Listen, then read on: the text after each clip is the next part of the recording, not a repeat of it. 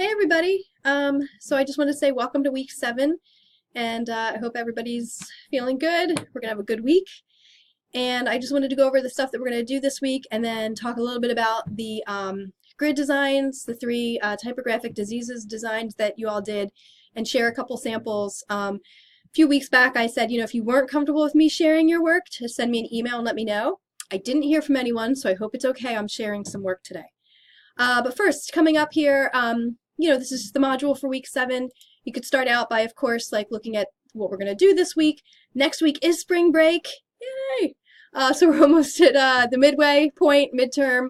So this week you're going to be learning about you're going to be learning about wrong theory in an article from, at this point, 5 years old, but still totally relevant, from Wired magazine. Of course, make sure you post on the discussion board your initial post, and then comment on 2 classmates. Please try to dig deep in these, and also use your classmates' names when you respond to their posts. A number of you are doing this, which is awesome. And again, we see some really good discussions in the discussion boards, which is great. There is a quiz this week. It's quiz number 4, so there's only one more, 5 quizzes total after this week. Hopefully last week you signed up for the Skillshare account to view that Ellen Lupton series. She wrote our textbooks that we're using for this class, so you do want to watch that if you haven't signed up yet.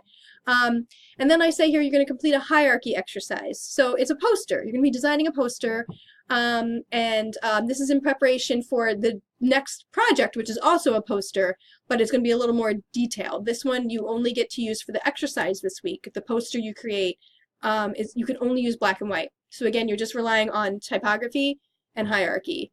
And there are some examples as you scroll through this week's modules to see, what you can kind of do with these posters, right? So the assignment of the using the grid, the typographic diseases. Oh goodness, hang on a second here. I've lost the names of the people whose assignments these were. Okay, so we're gonna be looking at work from Eric, Joe, Mina, Reynolds, Sarah, and Yane. And these were just some of the standout pieces. And Joe, Miles, Kia, Emmanuel, Bambi, Saul also had awesome pieces. In short, everybody this week really did a good job. I don't want to take too much time and review everybody's work, so we're just gonna be looking at Eric, Joe, Mina, Reynolds, Sarah, and Yane's pieces today, but I hope to continue to do this as we move forward, and again, I hope it's okay I'm sharing some work. So first up, we've got this design. So this is the one where you were only allowed to use black and white, right? No color, no shape, no line.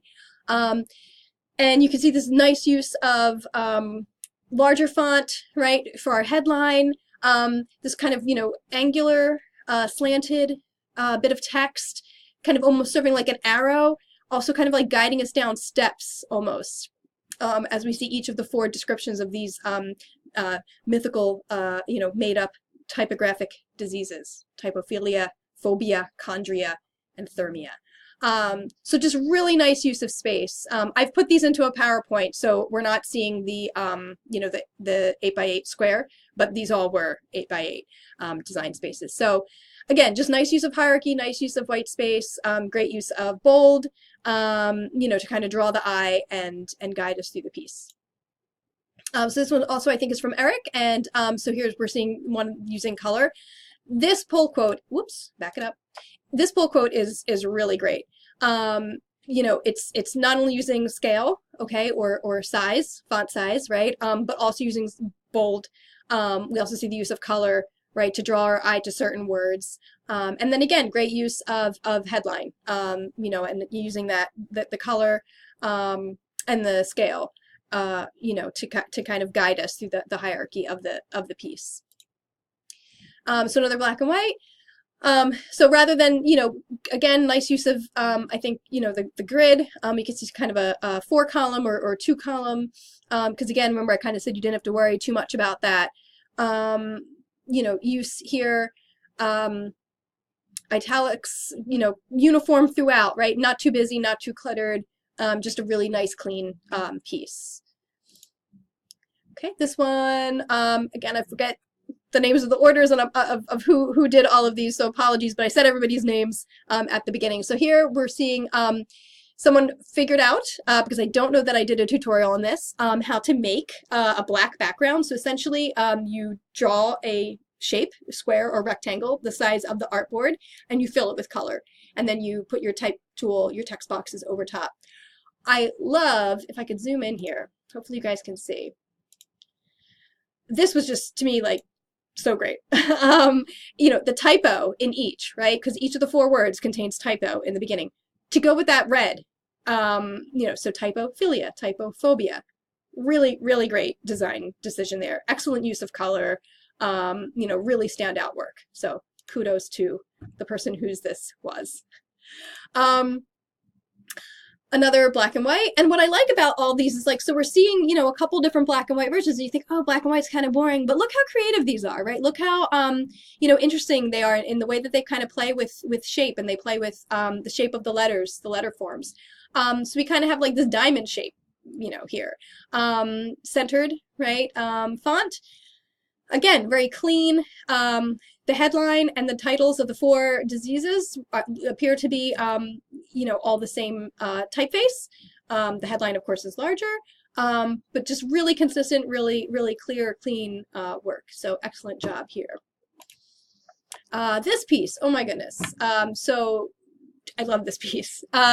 It has a lot going on, right? So one might call it busy, maybe, but I think, you know, it is still legible, which is key, right? The only, if you were going to print, the only font choice I would probably question is this, this one, because it is a little, and I think this is papyrus, maybe, if the person who owns this wants to share. It is a little hard to read because of the lightness of the font, right? But the use of color overall is really great, and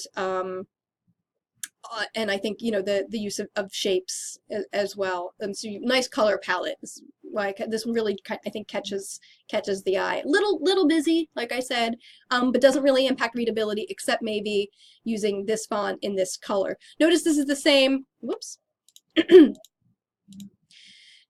same font, right? But it's just a little easier to read. So again, you're not going to print anything in this class, so you don't really have to worry about it, and you might not ever go on to design anything ever again, like maybe after you take this class. But just, you know, thinking about if you were actually going to print something, you know, how would it translate from the screen?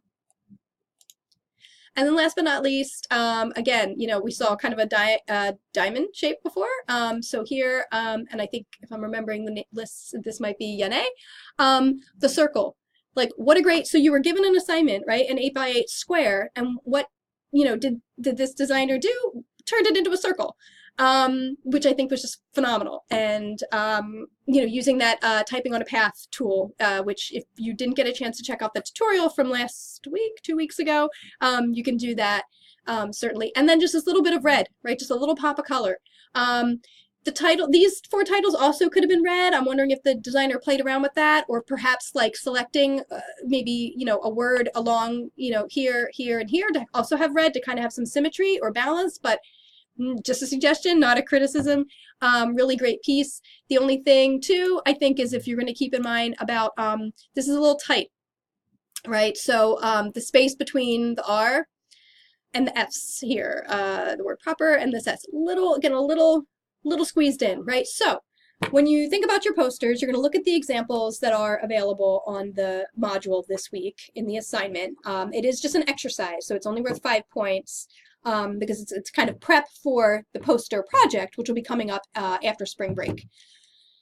Great job with these. Was super excited to see them. I will be grading a few other things this week, like hopefully by tomorrow, because I know there's some things you guys completed, color exercise, and I think the color quiz. Hopefully people found that fun, and the discussion board.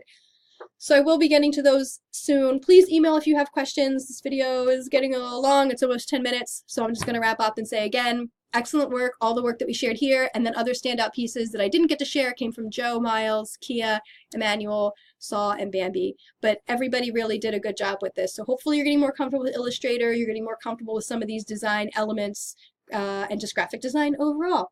Okay, interested to see what you have to say about wrong theory on the discussion board this week. And again, email if you have any questions, and just have a good week. And don't blow away out there. It's super windy. All right, bye.